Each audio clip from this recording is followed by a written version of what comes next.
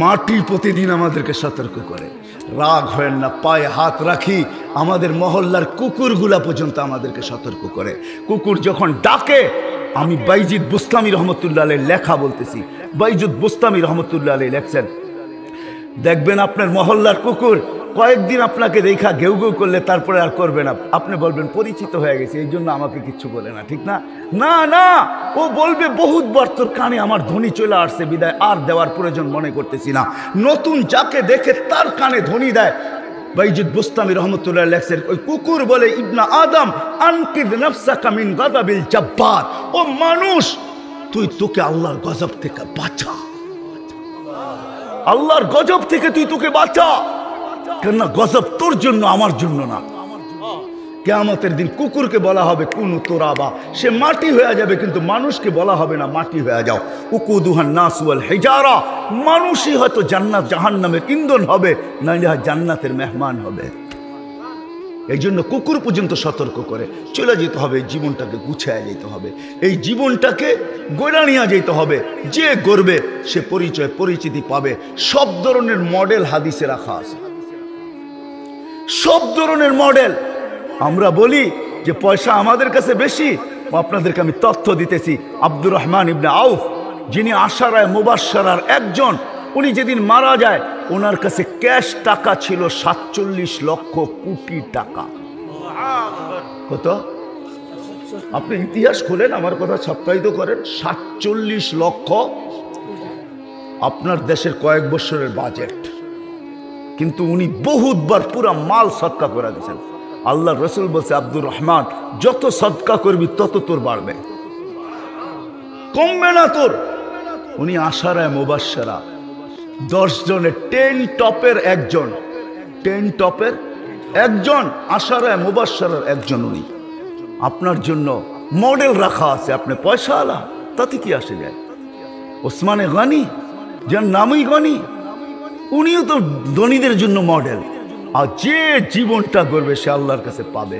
আবার বেলালও মডেল। আমি 6 বার বেলাল রাদিয়াল্লাহু তাআলা আনহুর বাড়ি এই চোখে দেখছি। আমি 6 বার গেছি ইথিওপিয়া, 6 বার। দাওয়াত ও তাবলীগের নিসবতে আল্লাহ আমাকে 6 বার নিয়ে গেছে। আমি 6 বার বেলালের বাড়ি দেখছি। কান্নার ইচ্ছা ছাড়াও চোখ কাঁদছে, পানি বাইর হইতে বাধ্য হয়েছে, ভিতরে চিৎকার আসছে, বেলাল তুমি কোথায়, আমি কোথায়? বেলাল তুমি কোথায়, দুনিয়া কোথায়? তুমি কি জীবন গল্লা যে জমিনে চললে জান্নাতে পদধ্বনি হয়? তুমি মদিনার থেকে দূরে চলে গেলে নবী তোমাকে ডাইকা, রসুল তোমাকে ডাইকা নিয়ে আসে মদিনায়, তুমি নিজ কবর থেকে উঠবে না? যদিও তোমার কবর সিরিয়ার রাজধানী দামেস্কে, কিয়ামতের দিন আল্লাহ রসুলের কবর থেকে পায়ের নিচের থেকে উঠবে। আল্লাহ রসুল বলবে, আনা আখরুজ, আমি উঠবো। বেলা আবু বকরিন আন ইয়ামিনি, আবু বকর আমার ডান থেকে, ওমর আন শিমালি, ওমর আমার বাম থেকে, বেলাল তাহতা কদমি, বেলাল আমার পায়ের নিচের থেকে উঠবে। উঠবে আর আজান দিবে, ইয়াখরুজ ওয়া ইউআযিন, উঠবে আর আজান দিবে। সবাই আমরা পায়ে হাঁটা ল্যাংটা যাব কিয়ামতের মাঠে। আল্লাহ রসুল বুরাকে চলে যাবে। আল্লাহ রসুল বলছেন, আমি বুরাকে থাকবো, আমার আগে আগে দেখবো কে জানি লাল উটের উপরে, তাকায় দেখবো ভালো করে, ফাইদা হুয়া বেলাল, বেলাল লাল উটের উপরে চলে যাবে কিয়ামতের মাঠে। আল্লাহ যার কাছে, সবার কাছে আমল নামা চাবে, একজনকে কাছে চাবে না। আল্লাহ ডাকবে, আইনা বেলাল, বেলাল তুমি কোথায়?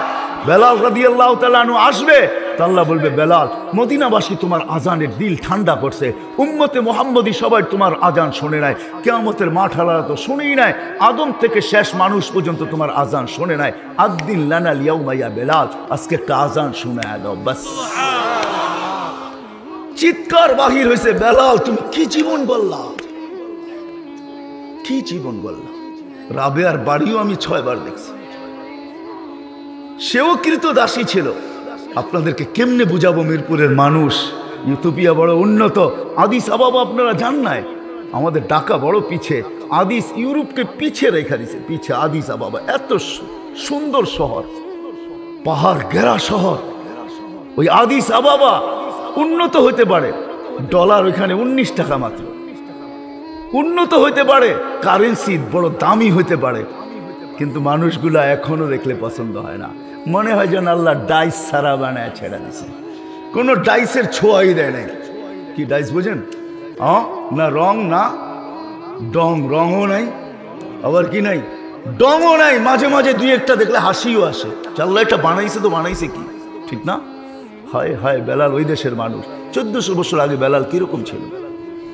এই জন্য জীবনটাকে গড়ে যেতে হবে, কাটায় গেলে চলবে না। আশা করছি আমি শেষ জায়গায়, জীবনটাকে গড়ে যেতে হবে, কাটায় গেলে চলবে না। কি করতে চান? হায় হায় হায়, গরিব হন না তাতে কিছু আসে যায় না। আজকে দুনিয়ার আধিপত্য কয়েক শ্রেণীর মানুষের হাতে, কিয়ামতের আধিপত্য গরিবদের হাতে হবে। গরিব যে জীবনটা গড়ে যাবে, গরিব রিক্সাওয়ালা হোক না তাতে কি আসে যায়, আপনার বাড়ির চৌকিদার হোক তাতে কি আসে যায়, আমাদের মহল্লার সুইপার হোক তাতে কি আসে যায়। জীবনটা যদি গড়ে যেতে পারে তাহলে কিয়ামতের আধিপত্য তার হাতে, বাদশাহী তার হাতে। এই জন্য তো আল্লাহ রসুল বলতেছে ওয়াহশুরনা ফি জুমরাতিল মাসাকিন, আল্লাহ গরিবের মাঝে কিয়ামতের দিন উঠায়েন। আমি হাদিসকে শর্ট করতেছি, গরিবদেরকে যখন হিসাবের জন্য ডাকবে তো গরিবরা ফেরেশতাদের চোখে আঙ্গুল দিয়া, চোখ দিয়া বলবে আইয়ু হিসাবিল্লানা মা আতানাল্লাহু মালা। কিসের হিসাব রে? দুনিয়াতে তো মালই দেয় নাই, কিসের হিসাব? মালই তো দেয় নাই। আল্লাহ জিজ্ঞাসা করবে মানহুম ওমা ইয়াকুলুন, এরা কারা, কি বলে? ফেরেশতারা বলবে সব গরিব, মাল নাকি দেন নাই, এমনি দিল কয়লা হয়ে আসছে, এমনি দিল কয়লা হয়ে গেছে দুনিয়ায় জ্বলতে জ্বলতে, আবার হিসাবের কথা বলার দ্বারা আরো চেতা গেছে। তো আল্লাহ বলবে কানে কানে বলে দাও ইনতালিকু ইলাল জান্নাতি বিগাইরি হিসাব ওয়ালা কিতাব, হিসাব কিতাব ছাড়া যেন জান্নাতে চলে যায়। তামাত্তাউ খামসুমিয়াতি আম, 500 বছর জান্নাতের নেয়ামত ভোগ করবে, হাত্তা ইয়াদখুলাল আগনিয়া, তারপরে ধনীদেরকে যেতে দিবে। হায় হায় হায়, আসেন এই ছোট্ট জীবনটাকে করার অঙ্গীকার করি। আজকে করতে রাজি? পাক্কা ওয়াদা? হ্যাঁ, আল্লাহ কবুল করুক আপনাদের। এই জন্যই তো সহজে যেন আমরা করতে পারি, শর্টে, সহজে আমরা করতে পারি, শর্টে করতে পারি, অল্প সময় করতে পারি।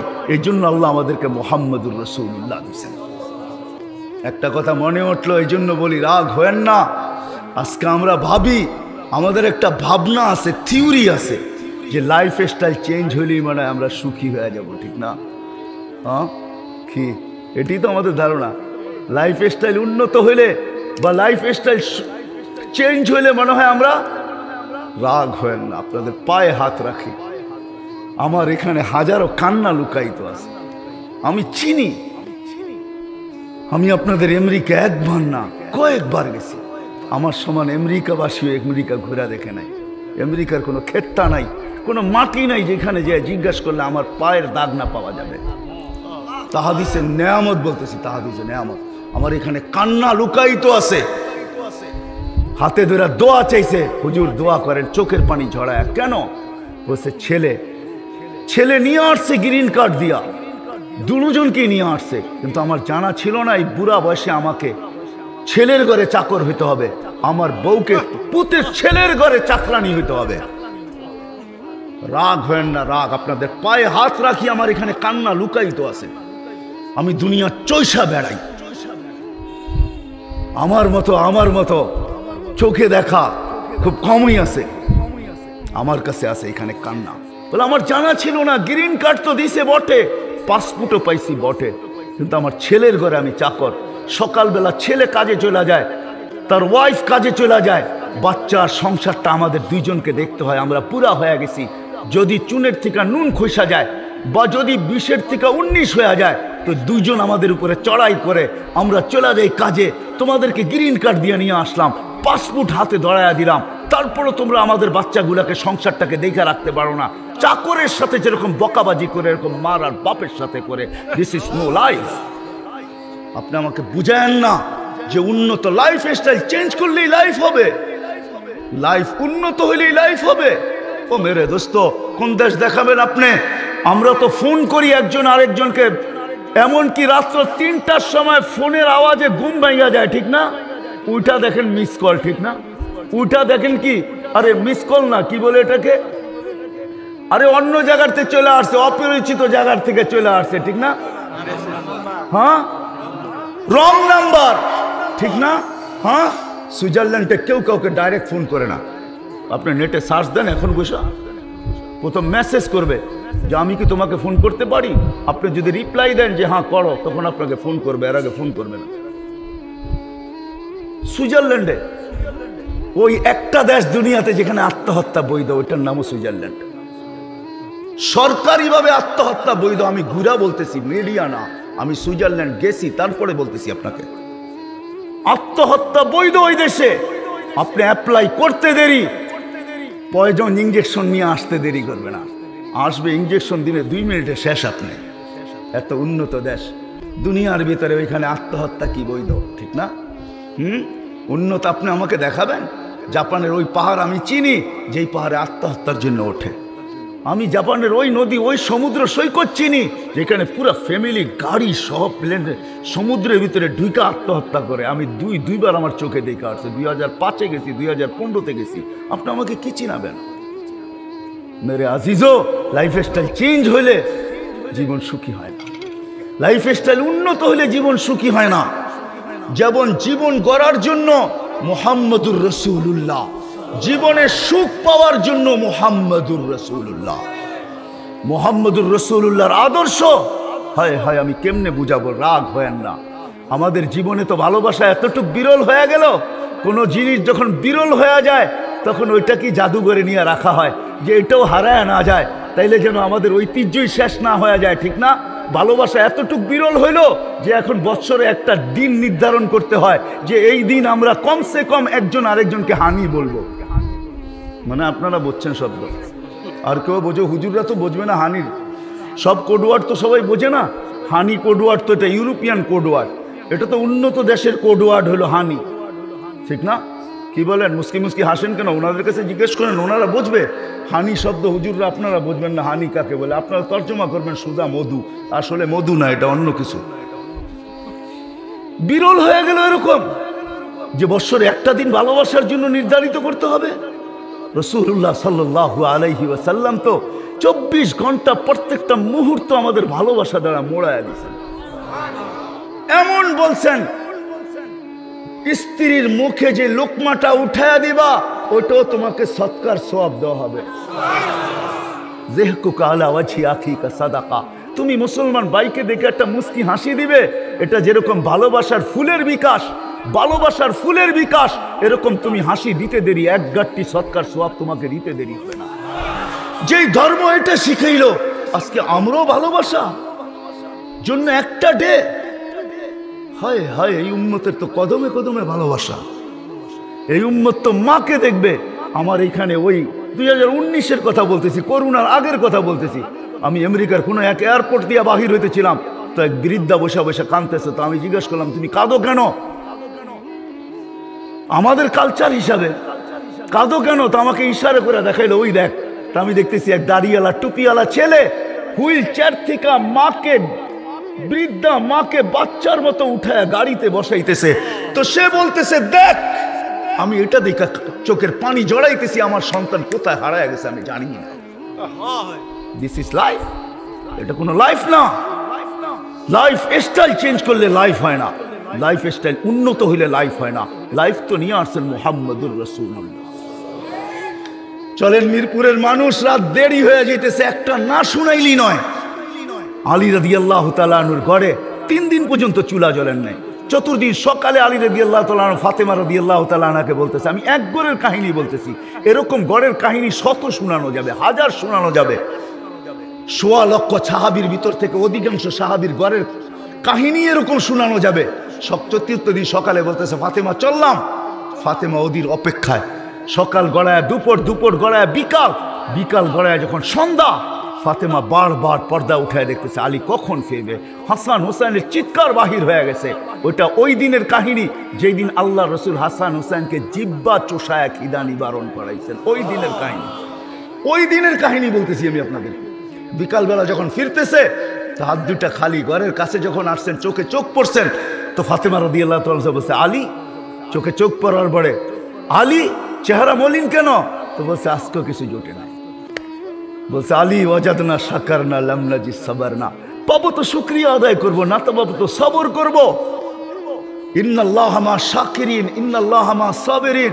শুকুরকারী সবরকারীর সাথে আল্লাহ, যাদের সাথে আল্লাহ থাকে ফালা ইউনাসিবু লানা আন নাকুনা মাহজুন। আলী, যাদের সাথে আল্লাহ থাকে তাদের চেহারা মলিন হওয়ার শোভা পায় না। তোমার চেহারা মলিন কেন? তারপরে বলতেছে হাসো তো দরজা খুলবো, নাইলে খুলবো না। হাসো তো দরজা খুলবো, তাইলে খুলবো না। হাইসা দিছেন, দরজা খুলা দিছেন। আলী রাদিয়াল্লাহু আগের টুক আলী রাদিয়াল্লাহু তাআলা আনহু বলতেছে, যখন ঘরে ঢুকছেন তো বলতেছে সাররাত ফাতেমা ওয়া তাবাসসামাত। ফাতেমা খুশিতে নাচতে ছিল, মুস্কি মুস্কি হাসতে ছিল। কি চতুর্থ দিনের ক্ষুধার্ত? বলেন লাইফ, বলেন ভালোবাসা। আল্লাহ ব্রেন দিছে, একটু চিন্তা করেন না। চতুর্থ দিনের না খাওয়া, মুস্কি মুস্কি হাসতেছে। আলী বলতেছে দাখালা যাওজুহা বাইতাহা সাররাত ওয়া তাবাসসামাত। মুস্কি মুস্কি হাসতেছে আর খুশিতে নাচতেছে, তো কাঁধে হাত রেখা বলতেছে রাহিমাল্লাহু ইমরাতান ইয়া ফাতেমা। ও ফাতেমা, কিয়ামত পর্যন্ত তোর মতো যেই মেয়েরা হবে তাদের জন্য আমার দোয়া, বৃষ্টি রহমতের বৃষ্টি যেন তাদের উপরে সদা সর্বদা বর্ষিত হয়। তোর মতো যারা হবে, এটার নাম লাইফ, এটার নাম জীবন। এই আদর্শই বলতে আমি বাধ্য। আলী রাদিয়াল্লাহু তাআলা জিজ্ঞাসা করছে ফাতেমা এক টোকায় দরজা খোলো কি করে? বলছে আব্বা শিখাইয়া দিচ্ছেন, সারাদিন তুমি পরিশ্রম করে আসবে, তুমি যেন দরজার টোকাটুকি না করো। তো কি করো? যে তুমি আসার আগেই দরজায় পিঠ লাগায় দাঁড়ায় থাকি, টোকাটা যেন দরজায় না পড়ে আমার পিঠে পড়ে। হায় হায় জীবন। আমরা বলতেছি লাইফ স্টাইল চেঞ্জ করলে। লাইফ স্টাইল তো আমাদেরকে এতটুকু পর্যন্ত পৌঁছেছে যে মা 10 মাস পেটে রাখছে, ওই মা আজকে বৃদ্ধাশ্রমে। যেই বাবা আমার জন্মের পরে আমি জন্ম নিতে দেরি, বাবা নিজের জীবনকে বলতে দেরি হয় নাই। আমাদের ঢাকা শহরে আছে এরকম কোন রিক্সাওয়ালা নাই ডেলি 2-4-20টা গালি না খায়া বাড়িতে ফিরে, কিন্তু তার পরের দিনও রিক্সা হাতে ওঠে। যদি বলা হয়, যদি কেউ দেখেও ফেলে, চাটাও খায়া বাড়িতে ফিরে। চাটা ছিলেন তো, থাপ্পড় খায়া বাড়িতে ফিরে। পরের দিন যদি জিজ্ঞাসা করা হয় তোকে তো কালকে থাপ্পড় খাইতে দেখলাম, আজকে হাতে রিক্সা কেন? তো চোখের পানি ছেড়া দিয়ে বলবে বিবি বাল বাচ্চা না থাকলে কোনোদিন হাতে উঠতো না। বিবি বাল বাচ্চা আছে, যেই সন্তান জন্ম নেওয়ার পরে মা বাবা নিজের জীবিত থাকা নিজের বাচ্চাকে ভুলা যায়। কোন বাপ এরকম নাই সন্তান জন্ম নেওয়ার পরে নিজের বাচ্চাকে চিন্তা করছেন। কেন বেঁচে আছেন? কেন পরিশ্রম? কেন ছোটাছুটি সন্তানের জন্য? আজকে ওই সন্তান বৃদ্ধাশ্রমে। এরকম নতুন নতুন ইসলামিক ভিডিও পেতে আমাদের চ্যানেলটি সাবস্ক্রাইব করে আমাদের পাশে থাকুন। ধন্যবাদ।